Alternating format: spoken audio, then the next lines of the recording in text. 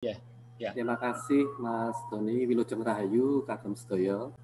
Mohon izin untuk menjelaskan beberapa hal tentang wayang yang berdasarkan versi dari penelitian kita. Mohon maaf kalau kita memang mungkin tidak ilmiah, ya kan? Tapi kita mempunyai metode pencarian data itu berdasarkan kita ke lapangan dan lewat teknologi yang mungkin banyak orang mengetahui tapi nggak berani ngakuin, ya kan? Pakai teknologi menyan, kira-kira begitu Bapak Ibu, ya kan?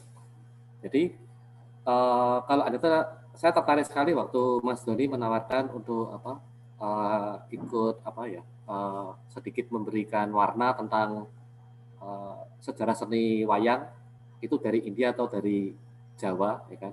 Kalau kita secara jelas akan bilang bahwa ya memang dari Jawa, ya kan?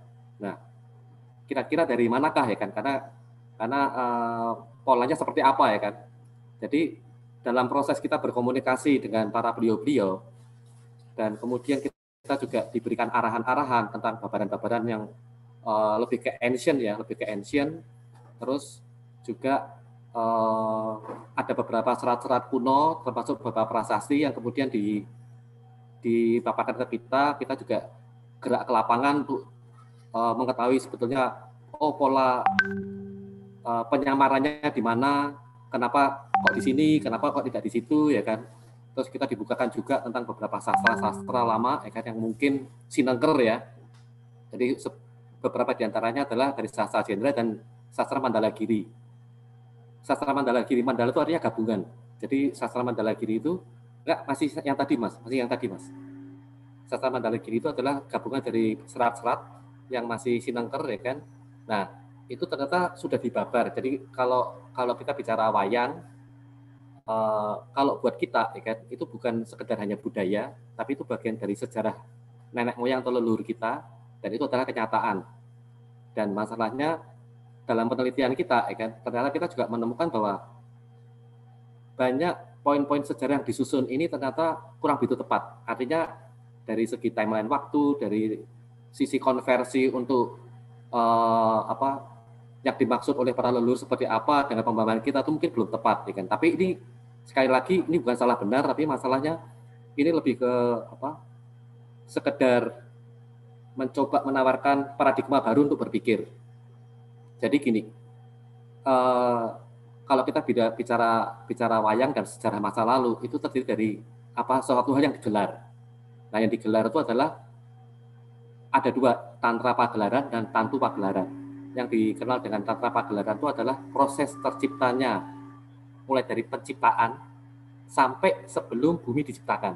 Artinya dari penciptaan kayangan itu kalau di bahasa yang umum sekarang itu bisa dibilang bahwa itu mungkin nirwana, heaven, ya kan.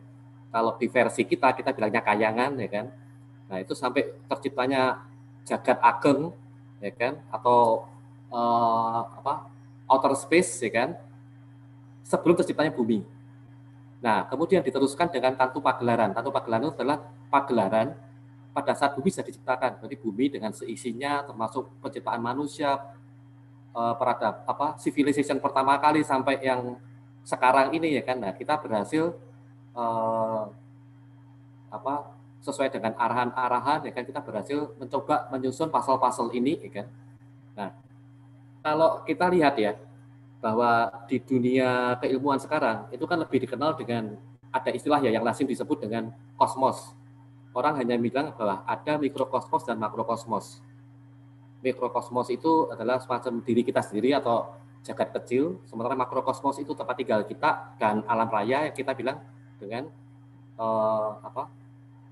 jagat besar.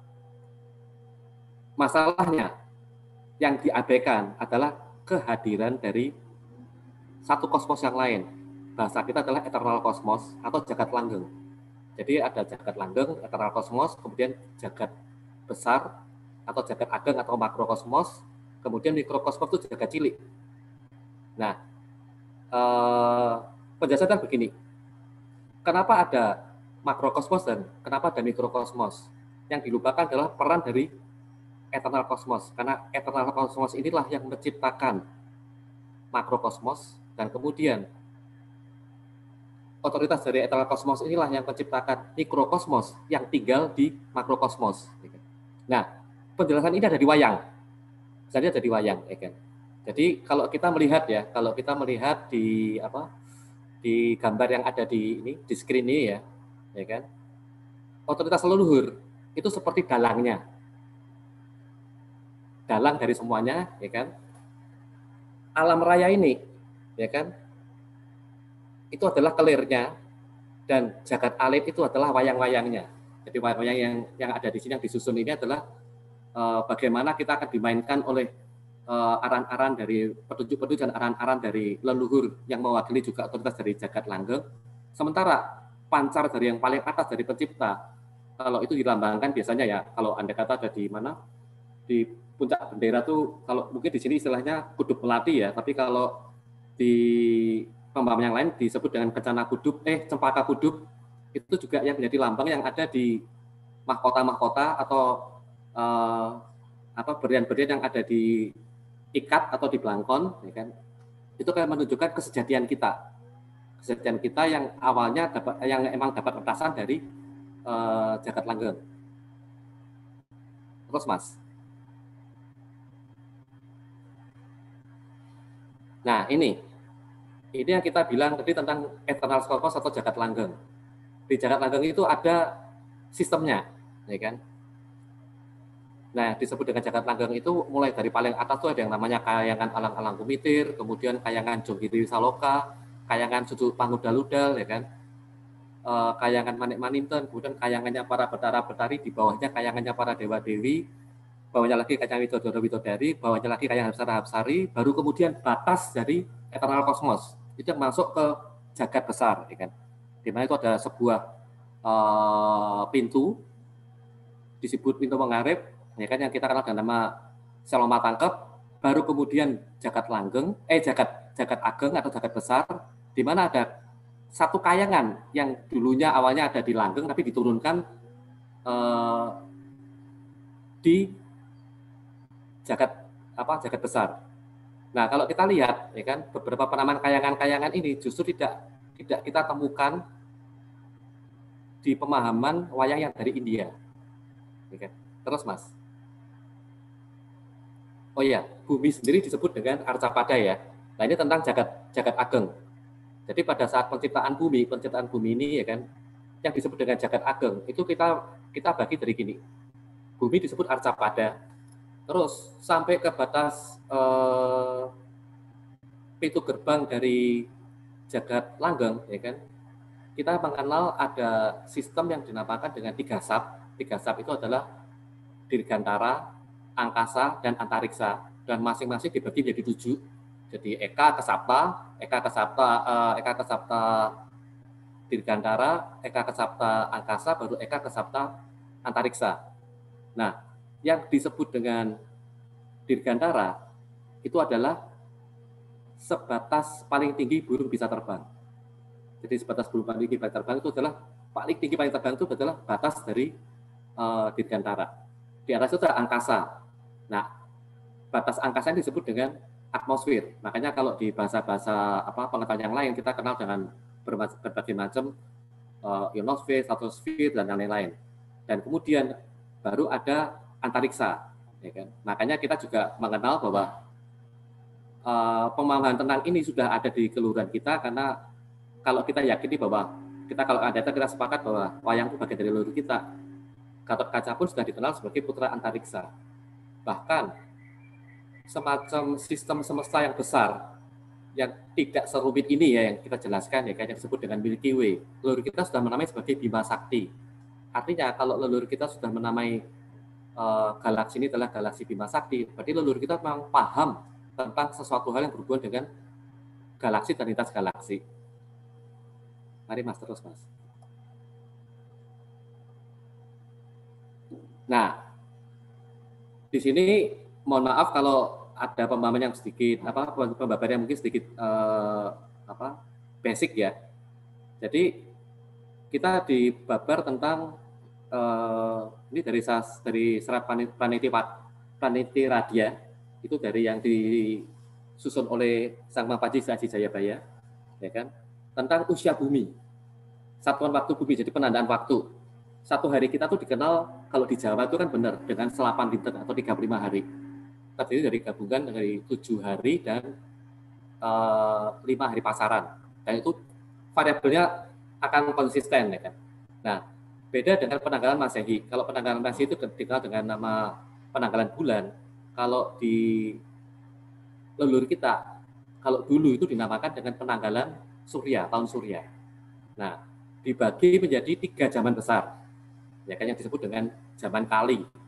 Jadi ada yang Kali Swara, Kali Yoga, dan Kali Sangara.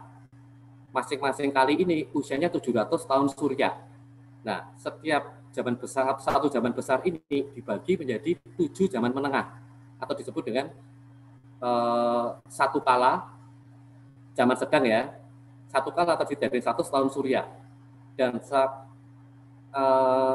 satu zaman sedang atau satu kala ini, ya kan, itu dibagi menjadi 3 mangsa kala, zaman kecil, ya kan. Itu sekitar 33 atau 34 tahun Surya. Masalahnya dalam proses penelitian kita, ya kan, kita mencoba mencari konversinya antara tahun Surya dengan tahun Masehi atau tahun bulan, penanggalan bulan, ya kan. Ternyata karena proses bumi yang dari dulu awal diciptakan sampai sekarang itu dulu perputarannya tidak linear, sehingga terjadilah konversi waktu berbeda-beda. Jadi konversi waktu di zaman ketiga, ya kan, itu lebih kecil, lebih kecil. Zaman sedang itu lebih besar, dan zaman yang pertama itu lebih besar daripada zaman menengah, ya kan. Terus Mas. Nah ini, ya kan, kita berhasil mencoba menyusun dengan penamaan-penamaan aslinya dan kemudian juga nama-nama kerajaannya.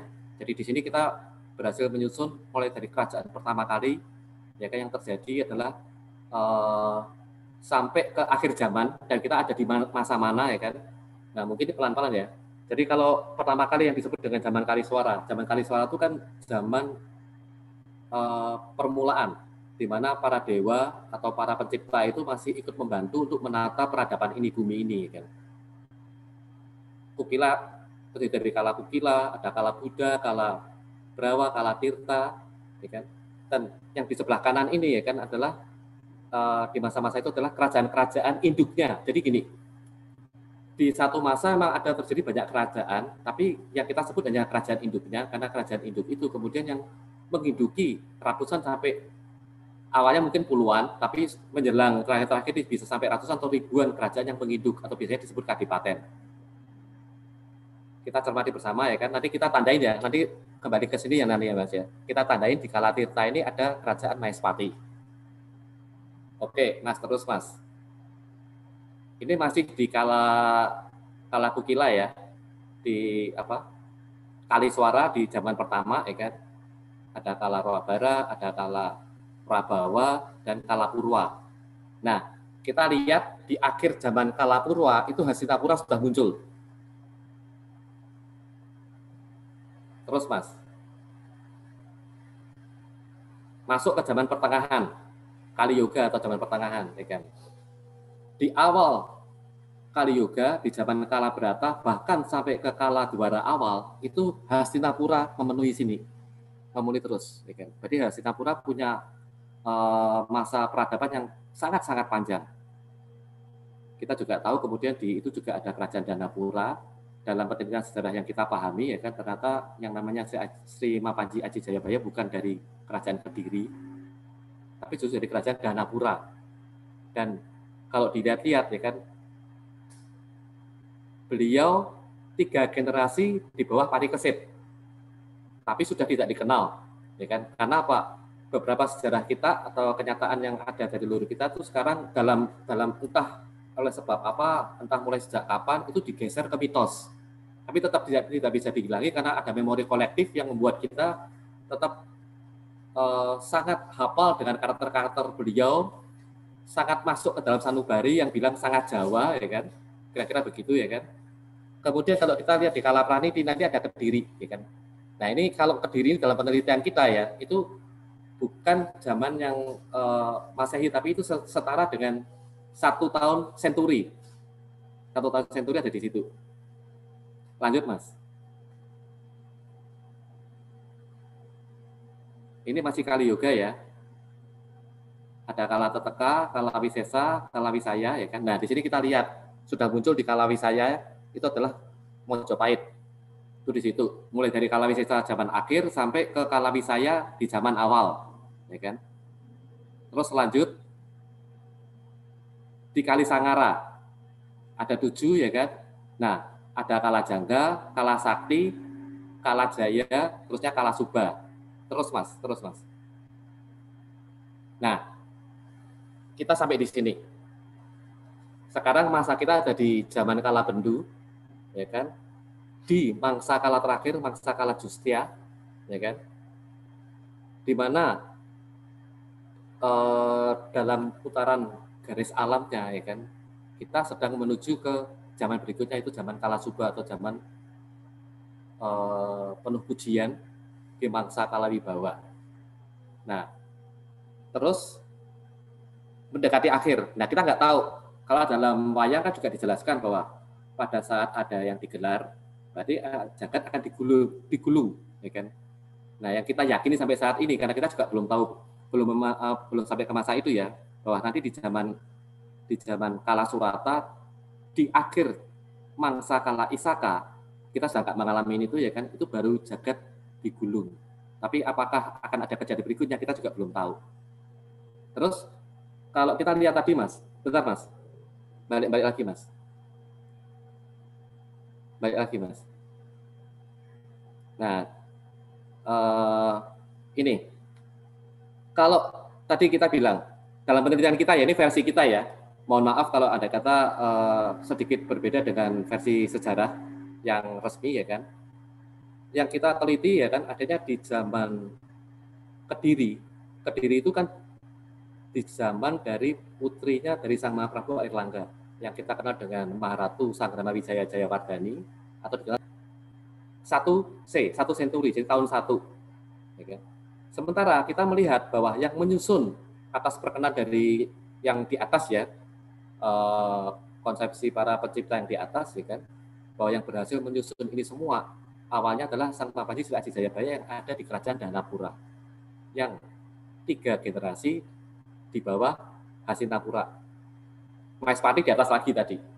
Artinya gini, dalam perhitungan kita ya kan, kalau konon katanya ya bahwa Walmiki dari India itu menyusun yang paling lama tuh, kalau saya lihat di beberapa catatan-catatan di Wikipedia itu kan 400 tahun sebelum Masehi juga. Berarti sebetulnya ya kan, itu juga menyadur. Jadi mungkin apa dikatakan tadi penjelasan di awal dari Pak Rudi ya kan. Jadi gini, oke, kita punya lakon Ramayana dan Mahabharata ya kan. Terus konon katanya sangat Jawa. Oke, sangat Jawa ya kan. Semua celah-celah, semua filosofi, semua laku, semua tata krama itu sangat Jawa. Terus pada saat dibilang, tapi ini pakemnya dari mana?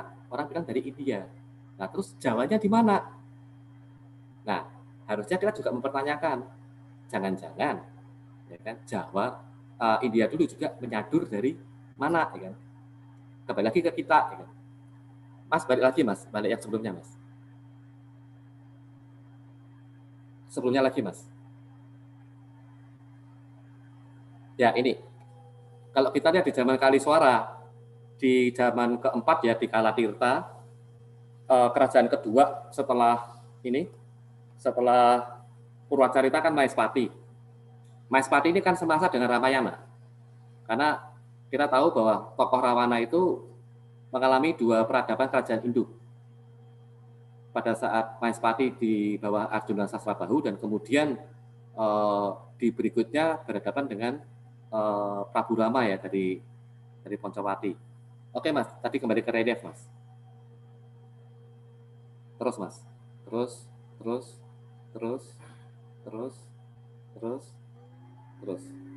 Nah ini,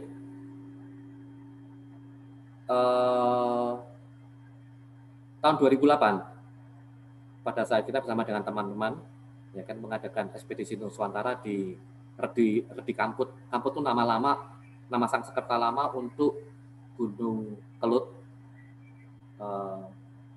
Nama-nama gunung itu ada yang kita kenal ya, adanya dengan nama-nama lama itu seperti yang ada di nama-nama yang disebutkan di wayang. Jadi semacam Gunung Lawu itu ternyata nama-namanya adalah Gunung atau Redi Mahendra. Gunung Muria itu Redi Rahtawu, yang disebut dengan Redi Sabto Arga atau Gunung Sabta Arga ternyata Gunung Salak. Jamur Dipa itu ternyata Gunung Slamet, dan lain-lain ya. Nah, dalam sebuah ekspedisi kita ke lereng Gunung Kelut, masih di wilayah Kabupaten Kediri. Jadi kalau kota Kediri, kita ke arah Kelut, kita melewati daerah namanya Wates, ya kan? Kita akan sampai di semacam PTPN ya. Kalau nggak salah ingat, saya ada di daerah Mangli waktu itu, ya kan. Terus atas petunjuk dari beberapa orang-orang lokal di sana, ternyata di sana ditemukan memang ada ya, sebuah artefak yang bentuknya seperti betap. Kalau di sana bilangnya jeding miring. Jadi kalau ditemukan itu dalam kondisi miring di dekat sebuah bukit, ya kan. Dan jeding miring itu karena tidak bisa diluruskan lagi karena saking sangat beratnya, jadi semacam betap dengan panjangnya betap itu dari batu lava ya, dari batu keras ini ya, itu sekitar 2,5 meter. Nah, pada saat kita mencoba mengakses tentang kisah kenapa ada di situ, ya kan, ternyata ada beliau hadir dan memberitahu kalau itu adalah tempat cuci pusaka dalam bentuk landian tombak. Nah, di balik dari jeding miring ini atau betap dari batu ini, ya kan, yang mengarah ke bukit sebelahnya, ya kan. Jadi kita harus benar-benar blusuk, ya kan, untuk melihatnya, ya kan. Ternyata kita melihat ada sebuah aksara, ya kan, yang ternyata kita juga dikasih kodeksnya untuk bisa membaca, ya kan. Aksara Nagari tapi bukan ini Palawa Nagari, ya kan. Ternyata ini berbunyi adalah Hastinapura Nagari. Jadi dalam sebuah kesempatan kita akhirnya bisa menemukan bahwa loh, kok ada tempat cucian pusaka di lereng Gunung Kelut tapi kok dinamakan Hastinapura Nagari. Lanjut, Mas. Nah, ini juga berhubungan dengan banyak pertanyaan tadi ya. Kenapa ada penokohan tentang Semar dan yang lainnya Punokawan, tapi kenapa di India tidak ada? Ini tidak lepas dari sejarah yang ada, ya kan, bahwa menurut sastra Mandalagiri yang kita terima, ya kan, pada saat Sang Hyang Wening menciptakan putranya dari telur jagat, ya kan, akhirnya kan tercipta dari cangkang itu adalah Betara Antiga, dari putih itu adalah Betara Ismaya, dan dari kuning itu adalah Betara Manikmaya.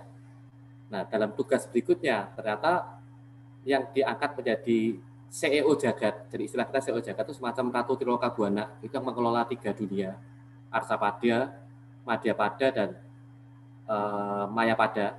Jadi yang disebut dengan Arsapada adalah dunia yang kasat mata, dunia kita, dunia manusia. Kemudian kalau Madyapada itu adalah kita sebut dengan Ariloka, dunia yang tidak terlihat, yang terdiri dari multispesies, dan dunia Mayapada, dunia kadewan, tapi di bawah anak-anak kumitir.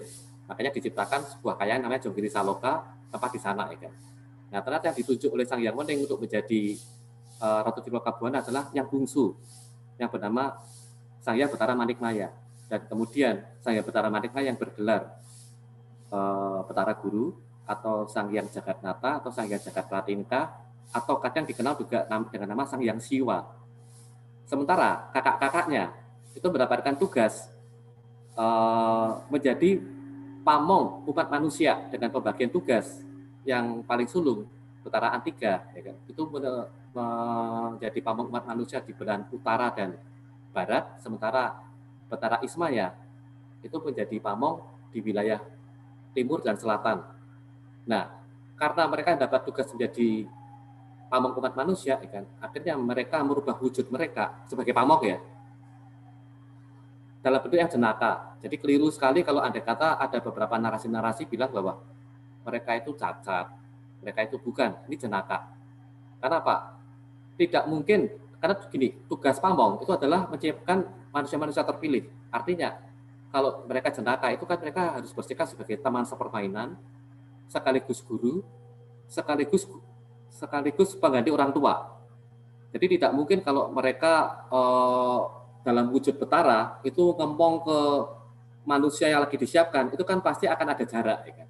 Nah itulah memang tugas dari beliau-beliau itu untuk menjadi pamong manusia, karena saking cintanya dengan para manusia, karena kita juga ciptaan mereka. Jadi kita yakini memang kita ciptaan para dewa. Nah, penjelasannya adalah begini.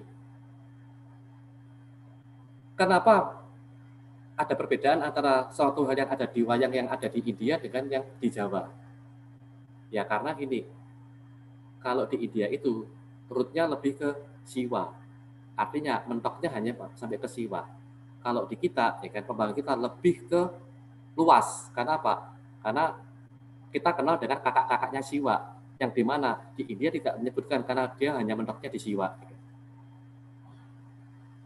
Tarik mas, terus mas.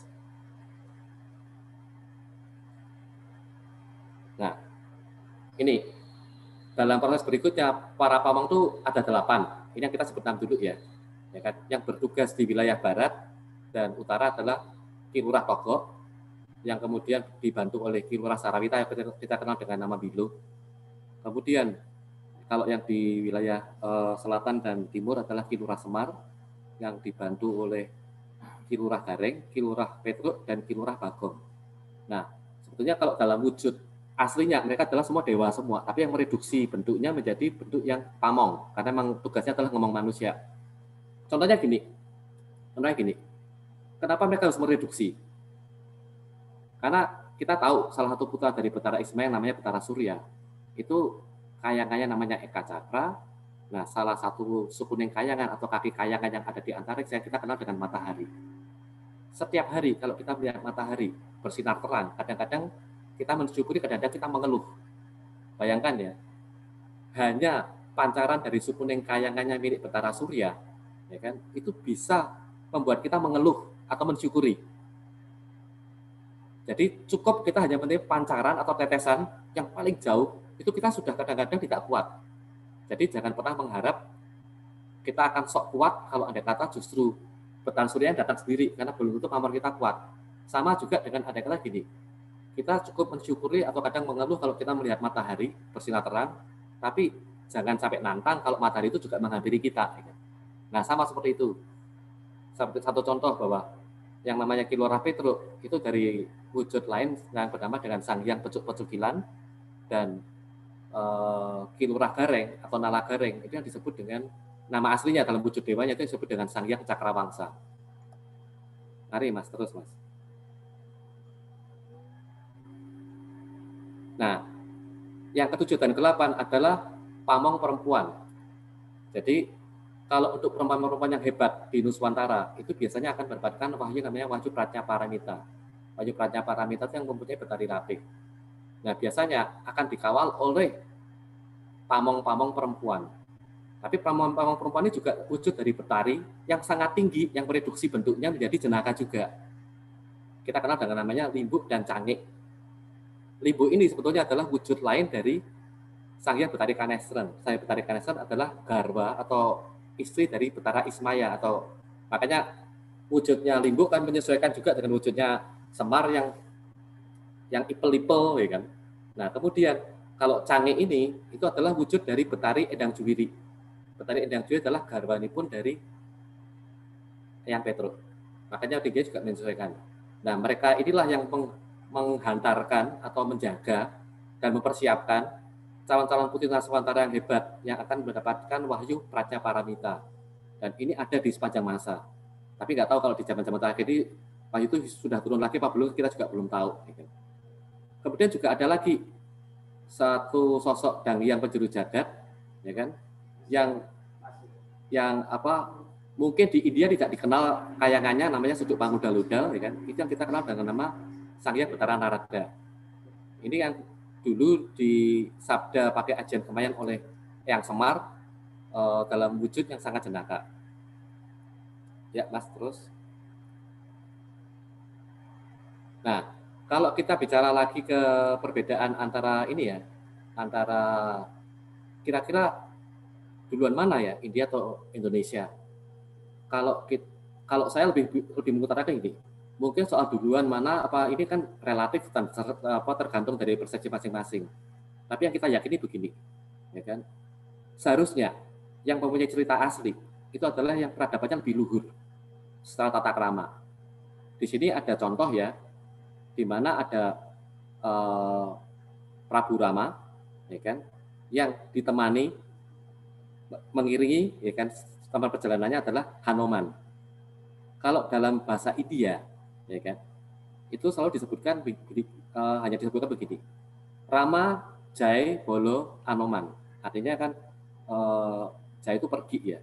Jadi Rama pergi ditemani oleh Hanuman. Tapi kalau di kita, di seluruh pedalangan kita, itu nggak mungkin pakai bahasa yang sekasar itu. Itu menunjukkan bahwa peradaban kita lebih tinggi. Selalu akan disebutkan bahwa Sang Mahaprabu Betara Rama kaering dening Wanaraseto Hanuman. Bahkan disebutkan bahwa Hanuman itu adalah Wanaraseto, mengiringi. Jadi dari itu kita juga bisa melihatkan bahwa sebetulnya peradaban yang lebih tinggi, lebih luhur. Itu juga kalau kita melihat dari pakaian-pakaian ya, ageman-ageman ya, ageman-ageman yang ternyata bahwa beda kalau di India, karena kita kenal dengan pakaian sehari-hari di sana hanya pakaian sari atau pakaian yang sekarang ini ya. Tapi kalau kita lihat di sistem yang ada di mana, di Jawa di sini yang diwakili oleh wayang ini ya kan, kita melihat betapa semua itu ada namanya, pernak-perniknya sangat megah, sangat luhur ya kan. Belum lagi kalau kemudian kita juga melihat bahwa dari iringan, mungkin tadi sudah dibahas sedikit dengan Pak Rudi ya kan. Peradabannya tinggi mana ya? Kalau andai kata untuk mengiringi wayang saja, kita menggunakan perangkat bunyian dari logam yang bernama gamelan yang ditabuh sedemikian rupa, ya kan? Yang itu tidak akan ditemukan orkestrasi yang sehebat itu yang ada di India. Ya, terus Mas. Dan yang terakhir, ya kan, seperti tadi diungkapkan oleh Pak Rudi juga, ya kan. Secara bukti, wayang kita lah yang diakui oleh UNESCO sebagai karya budaya yang mengagumkan dalam bidang cerita narasi dan yang sangat yang indah dan berharga atau masterpiece of oral and intangible heritage of humanity. Ya kan? Jadi secara pengakuan bahkan dari pihak otoritas kebudayaan dunia pun juga sudah menyematkan ini menjadi kebanggaan kita. Ya kan? Jadi harusnya menurut saya ya kan, kalau kita ingin pelajari tentang sejarah dari leluhur kita sendiri, ya kan, itu memang sebaiknya kita belajar dari tanah ini sendiri dan dari leluhur sendiri. Karena mereka tidak kemana-mana, mereka ada di sekitar kita, mereka mengawasi kita, dan mereka bisa menjadi tempat untuk bertanya dan bercerita, dan pasti akan membukakan arahannya. Terakhir, Mas, saya tutup paparan sampai di sini. Matur nuwun, Jaya Jaya Wijayanti, Rahayu.